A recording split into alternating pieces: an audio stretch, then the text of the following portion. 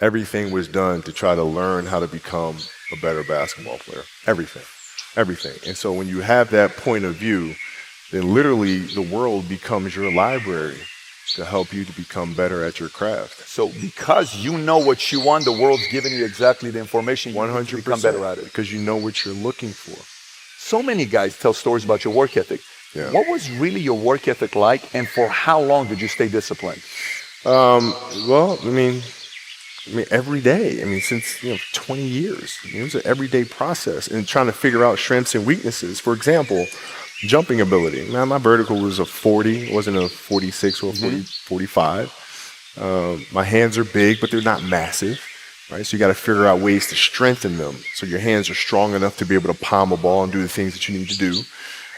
Quickness, I was quick, but not insanely quick. I was fast, but not ridiculously fast, right? So I had to rely on skill a lot more. I had to rely on angles a lot more. I had to study the game a lot more. And but I enjoyed it though. So like from the time I can remember when I started watching the game, I studied the game and it just never changed.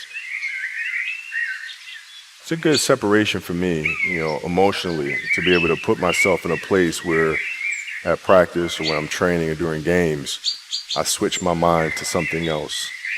I switch my mode into something else, right? For me, it's the equivalent of Maximus, Decimus, Meridius, and Gladiator picking up the dirt, smelling the dirt. It's go time, right? So that was my mental switch. It was like an actor getting ready for a film. You got to put yourself in that cage. When you're in that cage, you are that character. And then when you leave there, it's something completely different. But when I'm in that cage, bro, don't touch me. Don't talk to me. Leave me alone. How did you get mentally and emotionally so strong where it doesn't bother you? Well, you got to look at the reality of the situation. Like for me, it's not, you kind of got to get over yourself. Like, it's not about you, man. Like, okay, you feel embarrassed. You're not that important. Like, get over yourself. That's where you go. Get over yourself, right? Like you're worried about how people may perceive you and like you're walking around and it's embarrassing because you shot 5 air balls. Get over yourself, right?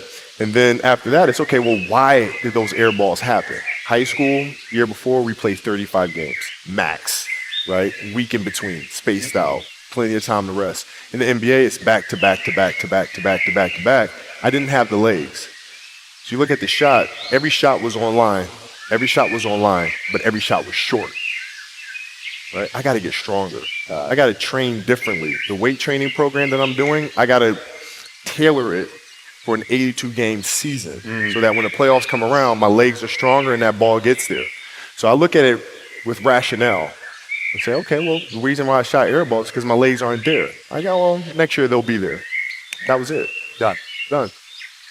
Were there some names that you looked at and says, these 3 guys are as crazy as I am? I at the time, I deal with what I've referred to as Goat Mountain.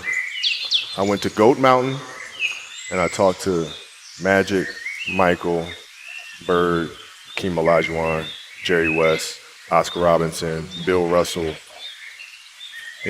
So I would talk to them. What did you do? What were your experiences? Michael in particular, he's become my big brother. He's been my big brother since I first came in the league. And what was that process like? So I went to them and started understanding the ins and outs of the game and, how they approach things and their level of detail and obsessiveness. And that's what I did. The players that had that passion but weren't willing to commit their entire lives to doing that, right? It's a choice, right? You have other things. You have family. You have all these other things that you have to do. The game can't really be your number one priority. And so I was just looking at that like, man, this is going to be fun. If I'm buddies with you from high school, if I'm a cousin of yours, what happened to our relationship? How did that gravitate when you went into the league and you're determined to become the greatest, or you're determined to become one of the greatest? What happens to our relationship? Oh, it suffers. It does suffer. Oh, yeah. Okay. Yeah. And you understood that. You were okay with that. Oh, yeah. And the people that love you, like friends and family, like they know that about you. Got it. So they let you be you. And when you reconvene you pick back up where you left off. Mhm. But make no mistake about it, everything in between is lost, right? So those long-term relationships, the commitment of time of, uh, you know, taking like I see a lot of players take vacations with other players that are close friends. And or just take vacations just to take vacations or just hang out just to hang out. Like I never did that. But Why, it was a why not choice. though? Why didn't you do that? Well, because when I retire, I didn't want to have to say, I wish I would have done more. I don't want that. You got a lot of people paying their hard-earned money to come watch you perform.